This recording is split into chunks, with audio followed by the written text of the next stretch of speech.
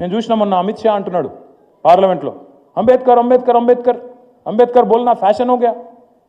బరాబర్ ఫ్యాషన్ తప్పేమున్నది. అంబేద్కర్ మంచి చేసిండు కాబట్టి బరాబర్ ఆయన గురించి మాట్లాడుకోవాలి. మీలాగా చెడు చేయలే, మీలాగా దేశాన్ని గబ్బు పట్టియలే, మతం పిచ్చి లేపి పిచ్చోళ్ళని చేసి దేశంలో వేరే ముచ్చట లేకుండా చేసి మతం మాత్రమే ఉన్నది ఇంకేం లేదు దేశంలో అన్నట్టు గబ్బు లేపలే దేశాన్ని. మంచి కోసం ఆలోచించిండు. ఆయన కోసం ఆయన ఆలోచించుకోలే. ఆయన కావాలంటే ప్రపంచంలో ఎక్కడైనా సెటిల్ కావచ్చు.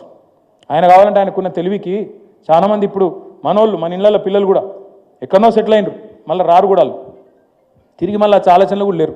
వస్తావురా భయ నన్ను అడిగితే మా దోస్తులను వాళ్ళని వీళ్ళను ఏముందని ఆడుకొస్తే మళ్ళీ చుట్టాలు గిట్టాలు అంతా సతాయిస్తారు, ఈడనే మంచిగా సుకూన్ ఉన్నది. అట్లా ఆయన కూడా చూసుకోవచ్చు కావాలంటే. ఎందుకు చెప్తున్నా అంటే నేను అర్థం చేసుకుంటానికి ప్రయత్నం చేసిన అమెరికాలో ఉన్నప్పుడు. ఒక మన దేశంలోనే ఉన్నదా రిజర్వేషను, ఈ అమెరికాలో మనకి ఇసుంటుందా అని చూసిన. మీకు చాలామందికి తెలియదు, అమెరికాలో అఫర్మేటివ్ యాక్షన్ అని ఒకటి ఉంటుంది.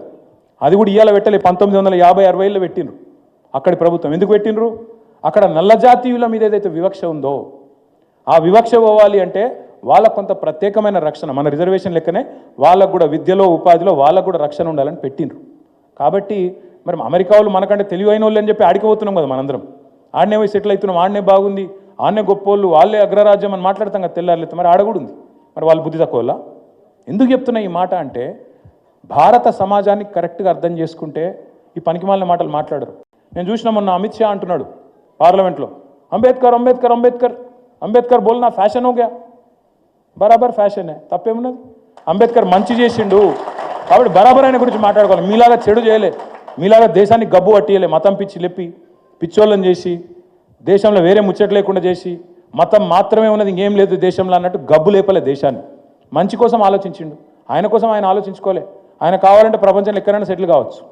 ఆయన కావాలంటే ఆయనకున్న తెలివికి చాలామంది ఇప్పుడు మనోళ్ళు మన ఇళ్ళల్లో పిల్లలు కూడా ఎక్కడనో సెటిల్ అయినరు, మళ్ళీ రారు కూడా తిరిగి మళ్ళీ ఆలోచనలు కూడా లేరు.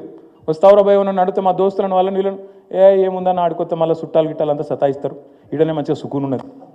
అట్లా ఆయన కూడా చూసుకోవచ్చు కావాలంటే. ఎందుకు చెప్తున్నా అంటే నేను అర్థం చేసుకుంటానికి ప్రయత్నం చేసిన అమెరికాలో ఉన్నప్పుడు. ఒక మన దేశంలోనే ఉన్నదా రిజర్వేషను, ఈ అమెరికాలో మనకి ఇసుంటుందా అని చూసిన. మీకు చాలామందికి తెలియదు, అమెరికాలో అఫర్మేటివ్ యాక్షన్ అని ఒకటి ఉంటుంది. అది కూడా ఇవాళ పెట్టలే, 1950-60లో పెట్టినరు అక్కడి ప్రభుత్వం. ఎందుకు పెట్టినరు? అక్కడ నల్ల జాతీయుల మీద ఏదైతే వివక్ష ఉందో ఆ వివక్ష పోవాలి అంటే వాళ్ళకు కొంత ప్రత్యేకమైన రక్షణ, మన రిజర్వేషన్ లెక్కనే వాళ్ళకు కూడా విద్యలో ఉపాధిలో వాళ్ళకు కూడా రక్షణ ఉండాలని పెట్టినరు. కాబట్టి మరి అమెరికా వాళ్ళు మనకంటే తెలివైన వాళ్ళు అని చెప్పి ఆడిపోతున్నాం కదా మనందరం. ఆడనే పోయి సెటిల్ అవుతున్నాం, ఆడనే బాగుంది, ఆడనే గొప్పోళ్ళు, వాళ్ళే అగ్రరాజ్యం అని మాట్లాడతాం కదా తెల్లారులైతే. మరి ఆడ కూడా ఉంది, మరి వాళ్ళు బుద్ధి తక్కువ. ఎందుకు చెప్తున్నా ఈ మాట అంటే భారత సమాజాన్ని కరెక్ట్గా అర్థం చేసుకుంటే ఈ పనికిమాలిన మాటలు మాట్లాడరు. మరిన్ని ట్రెండింగ్ వీడియోల కోసం న్యూస్ 18 తెలుగు యూట్యూబ్ ఛానల్ను సబ్స్క్రైబ్ చేసుకోండి.